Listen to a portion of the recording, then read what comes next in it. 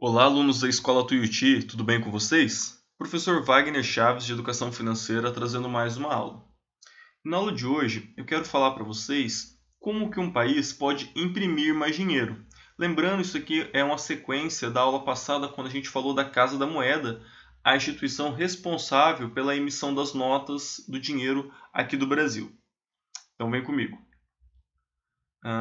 Bom, pessoal, vocês sabem que cada lugar é responsável pela emissão da sua própria moeda, né? Quase sempre. Tem alguns países que não emitem seu próprio dinheiro, então tem empresas de outro lugar que faz isso. A Casa da Moeda do Brasil, por exemplo, faz esse serviço também. Ele imprime algumas moedas de fora.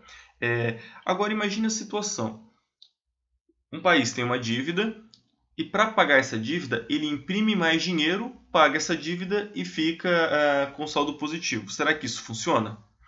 Na verdade, não. Inclusive, pode trazer mais problemas se não for feito da maneira correta. E eu vou ensinar para vocês quais as condições necessárias para que um país imprima dinheiro e, se ele não seguir essas condições, o que pode acontecer. Então, a gente precisa primeiro relembrar o que é uma moeda. A moeda, ela é um objeto com valor simbólico que pode ser trocado por um serviço ou por um produto. Lembra que as primeiras moedas, eles eram cereais utilizados para troca. Então uma pessoa produzia trigo e ia trocar com uma pessoa que produzia cevada, que produzia arroz ou que produzia soja. A gente chama isso de moedas com valor de uso, porque você vai trocar por uma coisa que você vai usar. As pessoas não estocavam essas moedas, elas sempre estavam trocando. Então, moedas com valor de uso. A gente pode chamar também de escambo, porque eram trocas de produto. Tá? E quando eu digo valor simbólico, porque você ia utilizar essa moeda como uma forma de agregar valor a alguma coisa. Tá? Na verdade, as pessoas trocavam de acordo com as suas necessidades. Você precisa de trigo e você tem milho. Você vai querer estabelecer uma troca. Então, essas eram as primeiras moedas. Com o avanço do comércio, a gente precisou criar jeitos formas mais fáceis de realizar essas trocas. E daí surgiu o dinheiro. Com o dinheiro, você consegue trocar um produto ou um serviço por um valor X, por uma quantia. Agora nós temos então o valor de troca. Você troca o seu trabalho, você troca o seu produto por uma quantia de dinheiro, e com essa quantia de dinheiro você pode trocar por um produto ou por um serviço.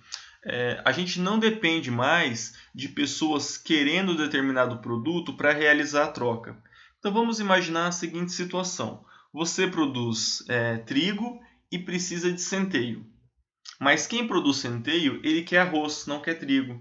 Então, olha como que era difícil as trocas. Você tinha que encontrar alguém disposto a realizar a mesma troca que você, porque ele ia pegar aquilo lá não para revender depois, mas para utilizar. Com o avanço do comércio, você pode trocar o seu trigo por dinheiro e com o seu dinheiro ir lá comprar centeio, comprar cevada, comprar arroz, enfim. Isso facilita bastante a nossa troca. Então, lembrando, né? Função do dinheiro, ele tem esse valor simbólico, onde nós temos que confiar que aquilo que nós estamos recebendo consegue comprar uma determinada quantia de produto ou consegue comprar um determinado serviço. Tá?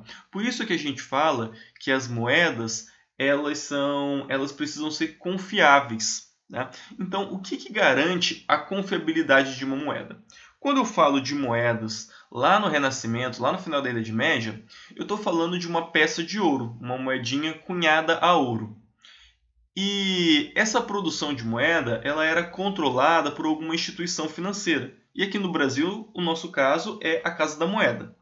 Lá no Renascimento, era provavelmente alguma casa de cunhagem real ou com aval do Estado ou do rei para fazer isso, para controlar a produção e a qualidade dessa produção. Então, uma moeda ela tinha que ter, por exemplo, 5 gramas de ouro.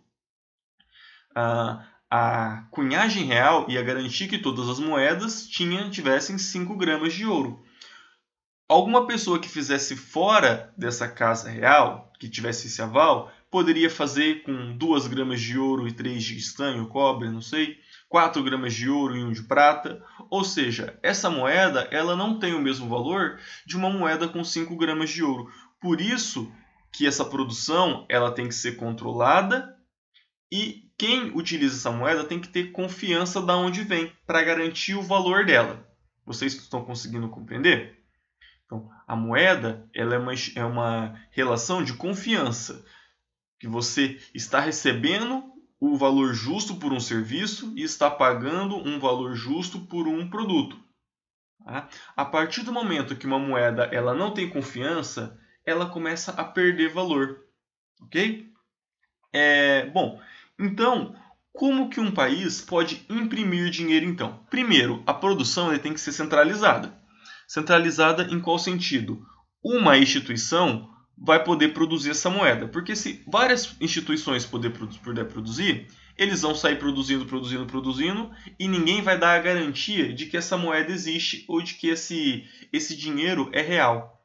Então, primeira coisa, centralizar a produção. E depois, quais são as condições necessárias para que um país imprima mais dinheiro? Que ele produza riquezas. Como assim produzir riquezas, professor? Pode ser extração de ouro, de petróleo, armazenagem de ouro no tesouro público, produção de bens, venda de serviços para entrada de moeda estrangeira, investimento de pessoas estrangeiras colocando mais dinheiro no Brasil. Tudo isso é produzir riqueza. Tá? E a partir da produção da riqueza que a gente pode imprimir mais dinheiro, porque há mais dinheiro circulando num país. Tá? Nenhum dinheiro cai do céu, pessoal, nem mesmo para a Casa da Moeda. Então, não existe a possibilidade de um país imprimir mais dinheiro sem que nesse meio tempo ele produza riqueza. Porque se ele produzir dinheiro sem produzir riqueza, da onde está vindo esse dinheiro? De lugar nenhum. Então, essa moeda não tem confiança. É simplesmente o Estado tentando colocar mais dinheiro para circular. Isso aqui ele vai gerar um fenômeno que a gente vai estudar mais para frente, que é a inflação. Mas eu quero explicar para vocês o que é mais ou menos a inflação agora, para vocês terem uma ideia do que acontece. Quando a gente imprime dinheiro sem gerar riqueza, a gente vai gerar essa inflação, que é a perca do valor do dinheiro. Professor, dinheiro perde valor? Perde, pessoal. E eu vou dar um exemplo para vocês, bem simples, bem didático. A paçoquinha, ela custava 15 centavos em 2010. Em 2020, ela custa 50 centavos. Eu peguei a paçoca porque faz parte da minha infância. Ela é um produto bem simples. A matéria-prima quase não mudou. É amendoim e açúcar. Pode ter mudado a quantidade de fabricação, né? Mas a tecnologia para fazer paçoca é a mesma. Não mudou, não teve nenhum valor agregado. E por que ela aumentou de 2010 para 2020? O que aconteceu nesse tempo? Isso é a inflação, pessoal. Isso significa que o dinheiro ele vem perdendo valor. E a paçoca é um exemplo bem simples que a gente pode ir utilizando para verificar como esse dinheiro vem perdendo valor, porque é um produto bem simples. Outro exemplo de inflação é o nosso salário mínimo. Quando a gente olha o salário mínimo do passado, vê que vem aumentando. Agora, a capacidade de compra do salário mínimo aumenta ou é a mesma? Na verdade, é a mesma. Então, R$ 300 no passado, quando o salário mínimo era 370, é a mesma coisa que R$ 1.000 hoje. Isso, pessoal, é a inflação. Tá? É o dinheiro perdendo valor. Mas a gente vai ter uma aula só sobre isso, então fiquem calmos. Beleza, pessoal? Então, quando um país ele imprime dinheiro sem gerar riqueza, ele vai gerando inflação.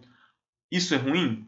Muito ruim, sobretudo quando a gente fala de comércio externo, quando você compra produtos estrangeiros, quando a gente tem que comparar moedas como o dólar. Lembrando, tecnologia nós compramos em dólar, celular, computador, videogame, o preço é em dólar. Se uma moeda começa a perder muito valor em relação ao dólar, o custo de vida para a gente, para ter acesso a esses produtos, fica maior. E você cria uma desconfiança dessa moeda para os outros países. Os países de fora vão evitar colocar dinheiro, investir dinheiro no nosso país, ou nesse país que imprime, por conta dessa manobra fiscal de imprimir dinheiro.